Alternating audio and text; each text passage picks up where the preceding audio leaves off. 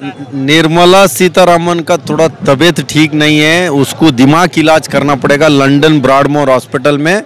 उसका खर्चा चाहे तो यूथ कांग्रेस देने के लिए तैयार है, क्यों तो वो कुछ भी बोल देता है। इससे पहले उनका बयान आप लोग ने सुना होगा, जो प्याज जो बढ़ गया तो उनको पूछा, मैं प्याज नहीं खाता हूँ, मैं सब्जी नहीं खाता हूँ, आप प्याज खाओ नहीं खाओ कोई फर्क नहीं पड़ता है, इस देश का जीडीपी क्यों खा रहे थे, तब भी हमने ये पूछा था।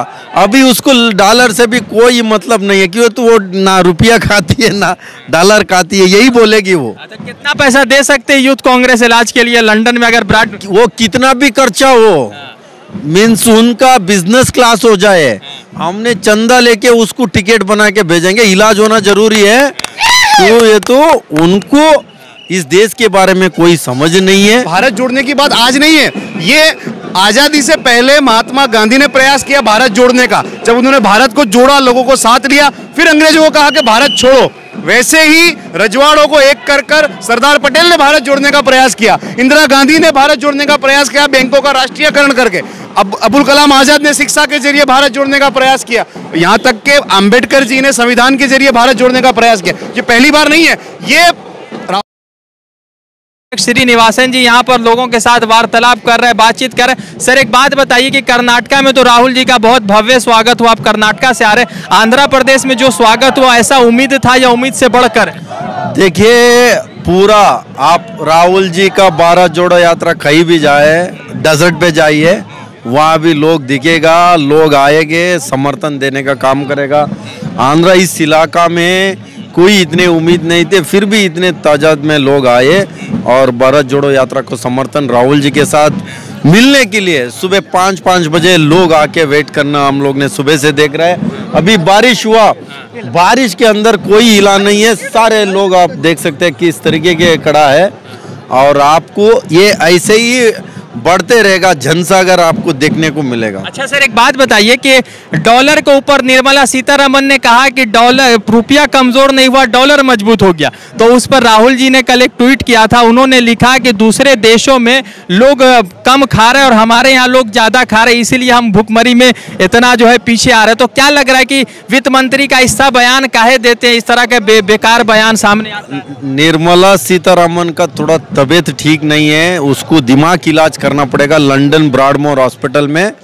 उसका खर्चा चाहे तो यूथ कांग्रेस देने के लिए तैयार है, क्यों तो वो कुछ भी बोल देता है। इससे पहले उनका बयान आप लोग ने सुना होगा, जो प्याज जो बढ़ गया तो उनको पूछा, मैं प्याज नहीं खाता हूँ, मैं सब्जी नहीं खाता हूँ, आप प्याज खाओ नहीं खाओ कोई फर्क नहीं पड़ता है, इस देश का जीडीपी क्यों खा रहे थे, तब भी हमने ये पूछा था। अभी उसको डॉलर से भी कोई मतलब नहीं है, क्यों तो वो ना रुपया खाती है ना डॉलर खाती है, यही बोलेगी वो। तो कितना पैसा दे सकते हैं यूथ कांग्रेस इलाज के लिए लंदन में, अगर ब्राड वो कितना भी खर्चा हो, मीन्स उनका बिजनेस क्लास हो जाए, हमने चंदा लेके उसको टिकट बना के भेजेंगे। इलाज होना जरूरी है, तो ये तो उनको इस देश के बारे में कोई समझ नहीं है, किस तरीके के उनको बात करना है। तो मैं इनसे चाहे तो मैं मनमोहन सिंह जी से मैं टाइम लेके दिला दूं इनको, जो मनमोहन सिंह जी अर्थशास्त्र में किस तरीके के देश को बचाने का काम किया, पहले भी ये स्थिति आया बहुत बड़ी लेवल पे, तो मनमोहन सिंह जी कैसे इसको आगे ले गया, पूरा दुनिया का लोग आके उनसे सीखे। मैं इनको भी बोलता हूँ थोड़ा ट्रेनिंग ले ले तो थोड़ा सुधार आ जाए। इस तरीके का बयान देना, इस तरीके के जो पागल जैसे बोलना, ये इन लोगों को कोई इनके मंत्रिमंडल में कोई एक व्यक्ति बता दे, कोई विजनरी है, कोई ऐसे चाहता है, कुछ नहीं है, इनको बैठना है, मजा करना। भारत यात्रियों के साथ बैठे हुए थे तो उनमें किसी ने पूछा कि आप सनस्क्रीन कौन सा यूज करते हैं, तो राहुल जी से लोग कनेक्ट कर रहे हैं कि बहुत आम व्यक्ति है राहुल जी, बहुत जमीन से जुड़े हुए। तो क्या लग रहा है कि 2024 में है टक्कर या फिर भी कोई धार्मिक मामला उठ जाएगा? देखिए, इस बार लोग समझ चुका है, ये इन लोगों का जो भी इनका जो मंत्र था, चूरन था, सारे खत्म हो चुका है। इस देश में सबसे ज्यादा युवा जो बेरोजगार है, किस तरीके के जो 45 साल में पहली बार देखने को मिला है, वो सारे लोग इस बार उनको जवाब वोट पे देगा।